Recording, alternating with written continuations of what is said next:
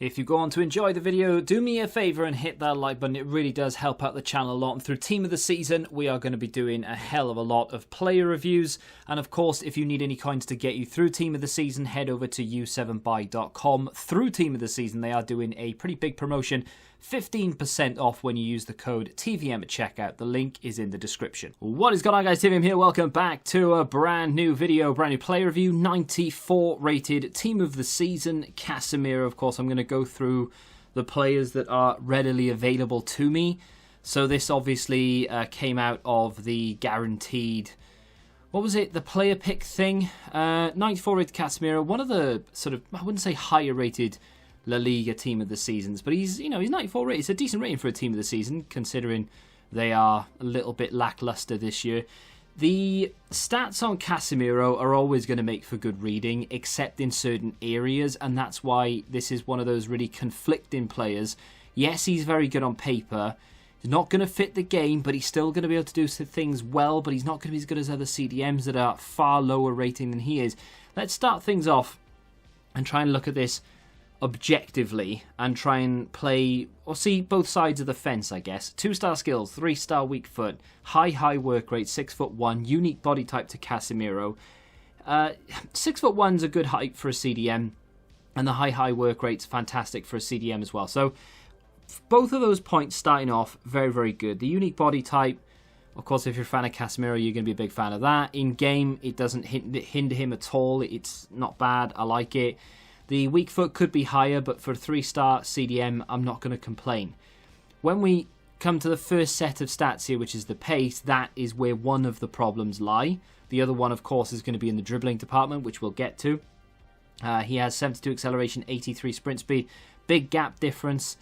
Not a massive fan of the way round that it is either. Of course, you'd prefer the sprint speed to be higher than the acceleration to be higher than the sprint speed. Great shot power, good long shots as well if you do want to hit some shots from distance, if he does get into that sort of range. Very good short passing and long passing, which is good. He plays one ball in particular in this review that is so good. It is such a good pass, and we do end up scoring from it as well. 95 reactions, 92 composure, 87 ball control for first touches is good. Unfortunately, dribbling, balance and agility, awful. We'll get back to that. Great defensive stats, not very good in the air, but should be able to win his fair share of headers. And then, of course, great physicals. I mean, some of the best physicals you will find. 92 rated CDM. With a chem style, if you decide to put one on him, of course, you will end up getting that sort of 95 rated plus CDM. Shadow is probably the best chem style you can use with regards to getting that pace up. The only problem with the Shadow is you don't improve that agility and that balance. The big talking point of the card, obviously, is going to be how does he feel more than how well can he defend? Because we know he'll be able to defend very well. There's not really any point talking about it. I will, because it's a review of a player, and the video will be very short if I didn't. But I think we all know in this game that the mobility of a player is far more important than the technical attributes when it comes to someone of a defender, because a defender in FIFA 21, all they have to do is be relatively strong and just stand in the way and jockey. So the tackling and all that, it's handy to have, but it's not the be-all and end-all, which is stupid when you really think about it. A defender doesn't need to know how to defend. That's dull, but it's just the way that this game is, which is also dull. But that being said, he's not the most agile of players, as you can imagine. He's not, stupidly... Look at that for a ball. That is outrageous. Great touch, great goal. What a way to kill the game off. I mean, that was unreal. What a pass. I won't lie and tell you that that's the first time I tried it and that it came off, and it will come off every single time you do it. There were a couple of instances where I tried to play that sort of ball up and over the top. Didn't really come off. I mean, it went in the general direction, but it didn't really end well, and that's why, I would say that out of maybe 10 of those attempted passes, 7, possibly 8 of them would hit the intended target, which is actually a pretty good return for a CDM. But of course, that was the one that ended well. So, yeah, going to put that in. Slide tackling, very good. Big fan of his slide tackles. I'm a big fan of a lot of people's slide tackles. I just think it's a little bit overpowered in game. Like Luke Shaw slide tackling is one of the best things you'll ever see. But is that just the game? Is that the card? I'm not quite sure. The one thing, like I said, and I've been trying to talk about it for a while, but every time I do, something comes up and I sort of go off on a tangent. The one thing people are going to complain about with this card, and I can already see that people complain about it on Futbin and various other places like Twitter and so on when Team of the Season was announced, is that he's going to be unusable for the meta because he's not agile enough, he's not mobile, his first touch is going to be good, but then he won't be able to get it out from under his feet. And whereas I semi-agree, he 100% is not meta.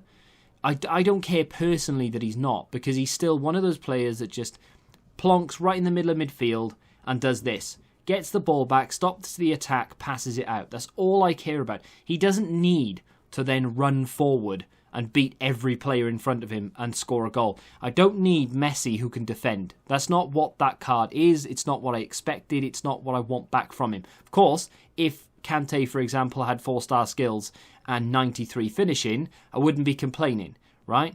But on the other hand, what I like about Casemiro is the body type, the height, the strength.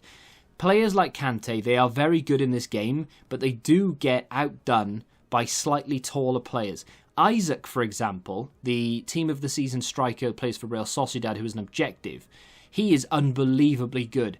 And you can only stop a player like that, or you only have a chance of stopping a player like that with someone like Casemiro, who, okay, he's not going to be able to keep up with him pace-wise unless you give him a shadow, but then you've got the strength, the aggression, and the body type to be able to compete with someone like Isaac. I haven't really played many people using him. I don't know why. Again, he is a sleeping meta. Go check out the review. He's such a good card.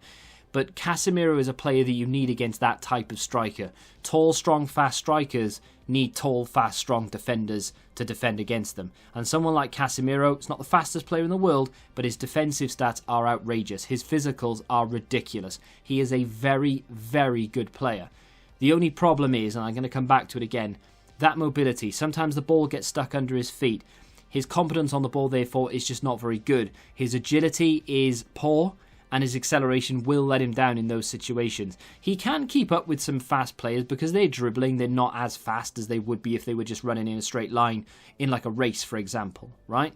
But when you give Casemiro a shadow or something along those lines, he's going to be able to keep up with those type of players for the most part. They will be able to turn him inside out with skill moves, sure, but so long as you're in and around the sort of 1-2 meter area, you can put in a slide challenge and win that ball back. I do highly rate the card for about 100,000 coins as well. You cannot go wrong with that price point.